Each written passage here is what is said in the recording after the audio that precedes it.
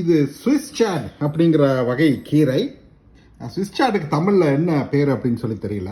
But இங்கே யூஎஸில் Swiss சாடு ஈஸியாக வந்து கிடைக்கும். இது எங்கள் வீட்டு தோட்டத்தில் விளைஞ்ச ஸ்விஸ் சாடு. வழக்கமாக மற்ற கீரைகளை சமைக்கிற மாதிரியே தான் இதையும் வந்து சமைக்கணும். ஸோ இதில் வந்து என்னென்ன வைட்டமின்ஸ் இருக்குதுன்னு பார்த்தீங்கன்னா, இது வைட்டமின் கே நிறைய இருக்குது. வைட்டமின் கே வந்து உங்களுக்கு காயம் பட்டுச்சுன்னா அந்த காயம் வந்து சீக்கிரம் குணமாகிறதுக்காக உதவும். அது போக வைட்டமின் ஏ வந்து இதில் கிட்டத்தட்ட டபுள் மடங்கு இருக்குது. அது போக மேங்கனீஸ், மெக்னீஷியம் எல்லாமே இருக்குது. ஸ்விஸ் சாட்டில் ஆன்டி ஆக்சிடென்ட்ஸ் நிறைய இருக்குது. போன் ஹெல்த்துக்கு ரொம்ப முக்கியம். வைட்டமின் கே வந்து போன் ஹெல்த்துக்கு ரொம்ப முக்கியம். மெக்னீஷியம், பொட்டாசியம், ஃபைபர் இது இருக்கிற எல்லாமே நம்ம ஹார்ட் ஹெல்த்துக்கும் கண் பார்வைக்கும் வந்து நல்லது. மொத்தத்தில் எல்லா கீரைகளுமே நமக்கு நல்லது தான்.